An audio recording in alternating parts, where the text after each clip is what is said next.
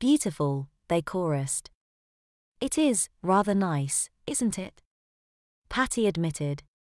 And with this, Francine exclaimed, whisking over a white cotton-flounced pinafore, it will be absolutely perfect. Put out your arms. Yet another layer to fascinate Patty. While she put out her arms, the pinafore was tied in a big bow in the back and the skirt adjusted to fall just short of her dress. There. That will keep my old pretty dress clean, exclaimed Martha. This was yours. Yes, and she never looked as good as you in it, shouted Francine. They all had a good laugh, including Patty. She was beginning to feel much better. She loved the dress, and the pinafore as well, and she was feeling very kindly toward her sisters, sisterly. Sisterly? I feel like one of the girls. Wait. No. I cannot let this happen. I am not a girl. Patty's demeanor suddenly changed, and she became morose. What is it? Nothing. I mean, do not feel I should be feeling good about this. I am a boy, not a girl. It's only temporary, Patty. We've had to do this before, and you didn't feel this way. I am beginning to like the dress. It is pretty. That's all right.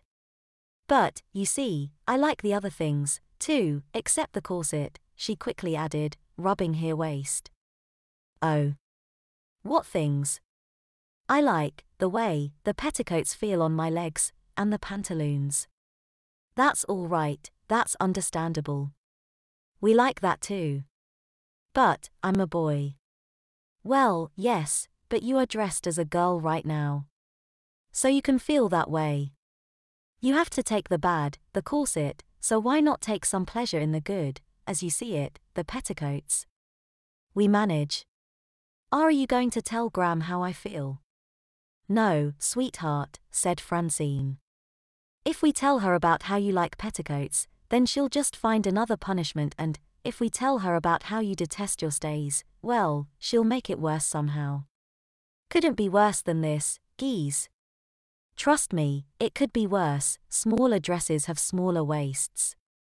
Smaller waists, the girls looked at each other. You mean tighter? Possibly. But more likely, she would punish you with more and harsher whippings. Patty dropped her head. So, said Martha, let's cheer up and go to lunch. Come, let me help you with your shoes. Yes, let us put on your shoes, and we can go down to lunch, agreed Francine. As the sisters entered the door, they turned and watched Patty follow them in. Mama, Papa, Gram, and the other two Ryan brothers were sitting down already, waiting to be served by cook. Papa looked at Patty cursorily, without surprise, and then said, dryly, I see Gram has been at work again. Sit down, my girl, a little smile, we are ready for prayers. You may have the honor. Hello, Father.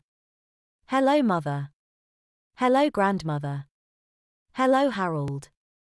Hello, Sean. Each nodded in return.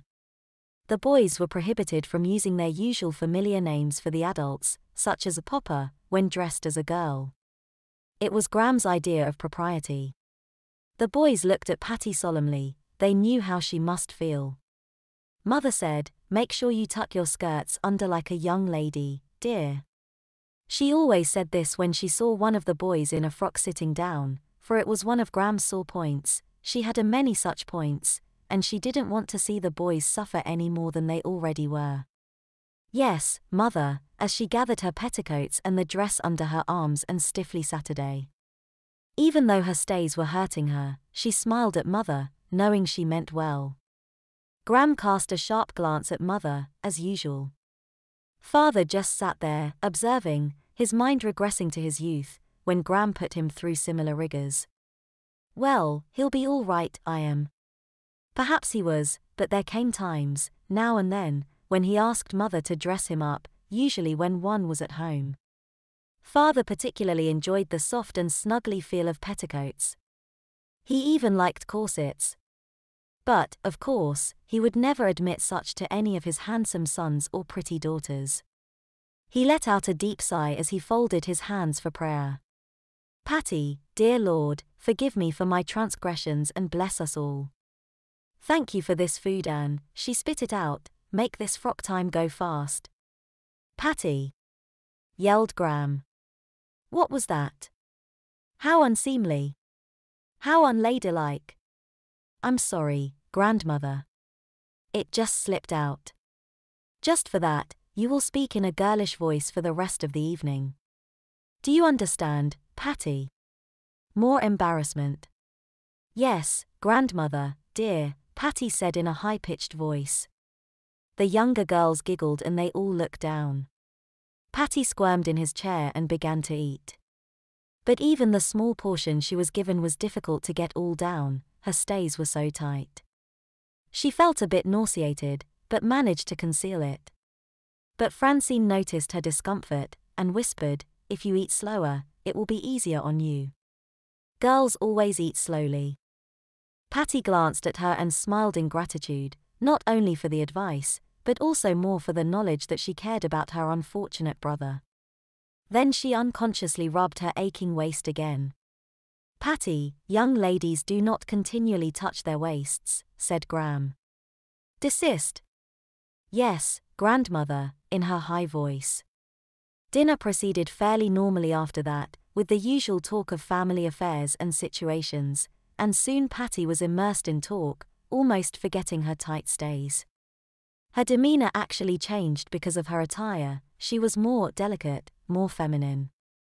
It was almost second nature to emulate the mannerisms of her sisters she had observed all of these years, and the high-pitched voice, while initially annoying to use, soon became second nature. Except for her stays, Patty actually was becoming comfortable being a girl. Most of her sisters seemed to notice that, but, most importantly, Mother did as well, lovingly smiling a bit at her new daughter's attempts at being lady. So when Patty unconsciously began to rub her waist again, Mother immediately attracted attention to herself and began talking about a topic of interest to Gram, so as to distract her attention from Patty's movements. Patty quickly realized she was doing, and even Mother's kind distraction, and smiled at her. Seems people around here treat me better as a girl than boy. Dinner over, the family retired to the parlor, some playing games and others reading. Patty was required to learn crocheting from Delilah, who was adept at the craft. She still wished she could have her laces loosened a bit, but knew that there was no way, even if Gram allowed it, the dress would never close. So she suffered as she learned, concentrating on the pleasant feel of her petticoats whenever her sides ached, really bothering her. Many of her thoughts were of the difficult day ahead at school. Bedtime proved a little relief, as her stays would change to the nighttime type, a little looser, but also much longer. These stays were to her lower thighs, another one of Gram's requirements for all the girls. No touching of private parts. Masturbation was an abomination to God. Even dressed as boys, their hands were tied to the bed railings at night if she suspected they were abusing themselves. It was a common occurrence. The one thing she didn't like much was the light glacé dressing mask on her face to prevent the wiping off of the facial cream she had to sleep with. All the girls wore them. It was not tight, just annoying, it did have eye holes, and a mouth and nose hole as well. Patty did enjoy the frilly flannel nightgown, it reminded her of a petticoat. Just before they all said their prayers and went to sleep, Mother came up to say good night. When she came to Patty's bed, she brushed her hand over her hair and, with a loving smile, whispered, "You would make a wonderful daughter, dear." With that she kissed on the forehead and began to walk away. "But, I still want to be a son," he said in his male voice. Mother looked back, smiled, and blew her a kiss. Patty was full of confused thoughts, but eventually fell into deep sleep. She dreamt of a picnic on a blanket on a meadow, with fluffy clouds and lacy dolls and cozy petticoats. Patty was all ready for school and on her way out, when Gram came from behind and said, "Don't forget your bonnet, Patty." "But I already have on a hat, grandmother." It was lacy and pinned close to her head. "Oh. No. That is for inside. Here." She fitted a large straw bonnet on Patty's head, fussing to get it just right. Patty hated these bonnets, for they stuck out from the front of her face, as was the fashion, and eliminated her peripheral vision. Difficult thing when you were trying to make sure some boy wasn't sneaking up on you to lift your skirts, as they were wont to do. She'd done it herself. Bad enough she was in dress, but the ribbons down her back and the bonnet would surely attract even harsher derision and taunting from the boys, even her best friends. Today again her stays hurt, but not as badly. She supposed she was getting used to the pressure. Goodbye, grandmother. Have a pleasant day, dear. Right. This will certainly be a pleasant day. Yes, grandmother. The school was used to Gram's manner of discipline, and, over the years tolerated it, so the teacher and other adults would really not take notice. But children can be cruel, especially when a boy is dressed as a girl, so Patty was prepared for the worst. She didn't even have to get to school before it began. Halfway there, Billy Murdoch and Hans Miller saw her walking alone. How's the Sissy boy? As a boy, Patty had a reputation of being a good fighter, so the taunting probably would never be really harsh for worry about what might happen another day. Can we see your underwear? Patty ignored them, until one of them quickly ran up and pulled up her skirts. With the 3 petticoats, it was not difficult to preserve her modesty, but it was annoying. Darn bonnet. How's your pecker, Patty? They both laughed. But it was only when some of the girls from other schools turned in from a side street, that the boys relented, and drifted off. Hello, Patty, they said quietly. Word apparently had gotten around about her plight. By their tone, Patty guessed that her sisters had asked them to be nice and understanding and try to protect her, since they did not go to the same school, being older. We can walk with you, if you like, said a pretty one named Jane. Why yes, that would be nice. Thank you. That's a pretty dress, Patty, said another, she knew as Glenda. Then, seeing the look of apprehension on Patty's face, she added, Oh. I really mean it. I'm not being funny. It is a pretty dress. And the lace. Patty looked down. Thank you. Patty liked Glenda, so this was difficult, but they were being nice. Glenda continued as they walked, softly, Is this punishment hard for you, poor boy? I mean, you must feel so awful. It's not so bad. It's just. Yes. It's just these darn stays, they are so tight. Now you know what we girls go through. But you will grow accustomed to them, said Jane. Pat, we will help you ward off those awful boys. Just stay with us, said Glenda. And I know Mary and Millie in your class, we shall explain the situation to them, and they can do the same. What a pretty bonnet. These arrangements made, Patty's day wasn't all that bad after all. The girls helped her with her studies, and that was positive. Patty got a lot of stares and many looks and comments from many of her old friends, but they dared not touch her or her clothing, which reduced the agony considerably.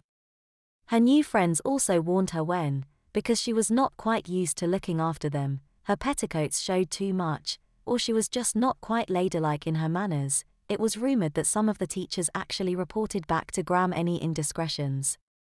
Mary and Mill were very close friends and, after a day with Patty in her predicament, got to know her and rather like her, and invited her over to Mary's house after school the next day. It didn't take long for the 4 girls and Patty to become good friends, and soon they were talking about exchanging clothes and the like. It made Patty very excited. Later her sisters joined them now and then. Unfortunately for Patty, even though Mary was slightly larger than she, they could not use Mary's clothing in order to allow for larger stays. Gram would notice the new dresses.